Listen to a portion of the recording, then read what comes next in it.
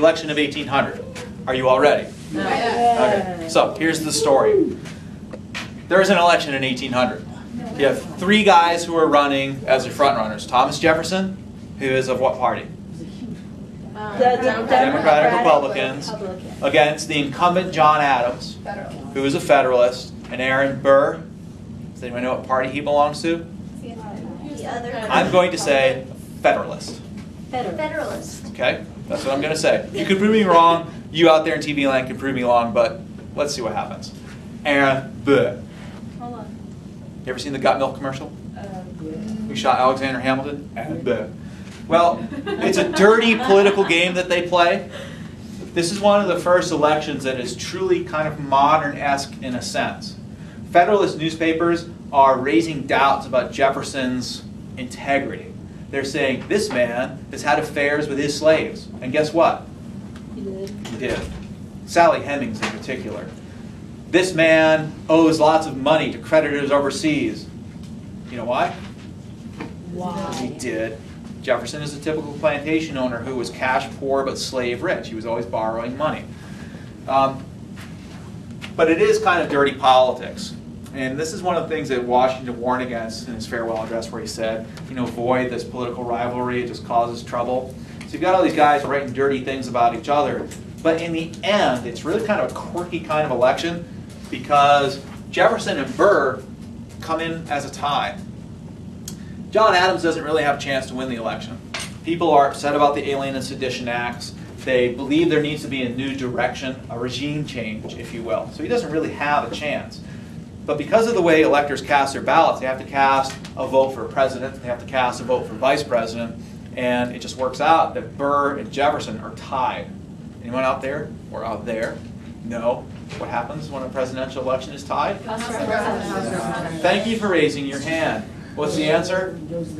It goes to the House. Now the House then votes, and each state gets one vote, by the way. Now, the funny thing about this whole thing, we've set Hamilton and Jefferson as two sides of a coin, have we not? You got Democratic Republican Jefferson. It's kind of awkward being on TV. And then the high arch Federalist Hamilton. Did you read the section of the document that said why does Jefferson hate Hamilton? Or why does Hamilton hate Jefferson? You never remember which title it is? No. Jefferson. We paint this picture that they didn't like each other. And truly, Jefferson thought Hamilton was basically the Antichrist in the Federalist robe. But did Hamilton truly dislike Jefferson, or did they just have a difference of opinion?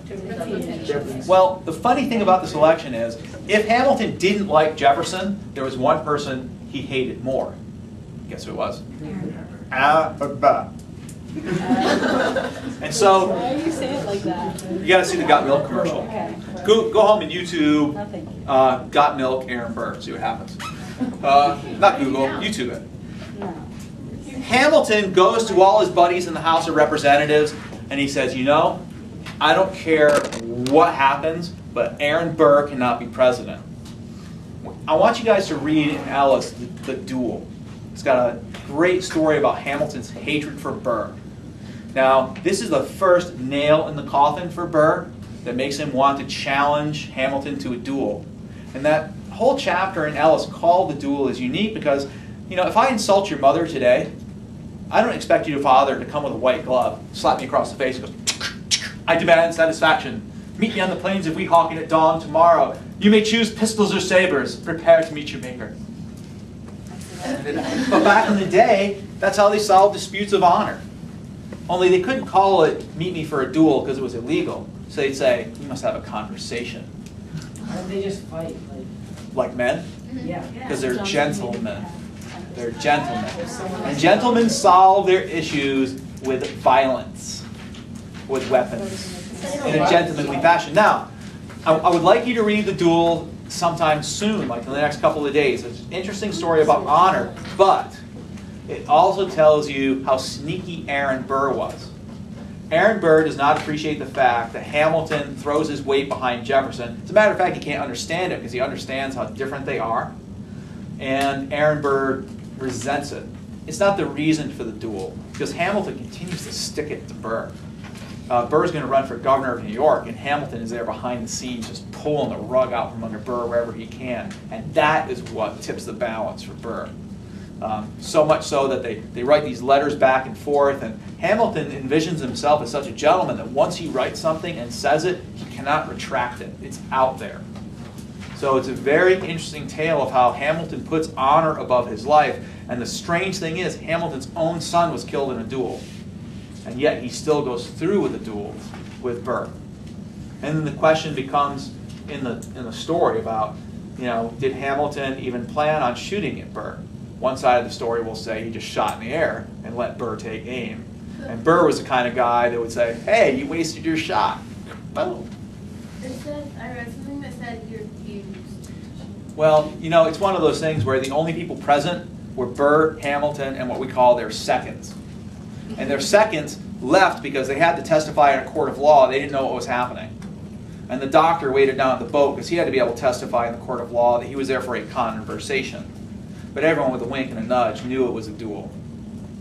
Hamilton dies in an agonizing death. I think it took him 36 hours to pass. The bullet lodged, went through his ribs and through some internal organs and lodged against his spine, so it took him a while to die. But it's an interesting tale. Does it really have a lot of impact on an AP exam for you? Usually there may be a question about the intrigues of Aaron Burr. That's one of them. Maybe a question about who shot Alexander Hamilton. But Burr will go on, and so it's a very interesting read, and I need you to read, and I'll probably be sending home through NiceNet or PD Learners about when it's due, but just be reading it over the weekend. The Revolution of 1800 is where we need to go next, and that will have to be as the Mongos are running down the hallway. Woo! I'm on lunch, yay! That'll be Monday, so that's where we'll stop for today. The Revolution of 1800.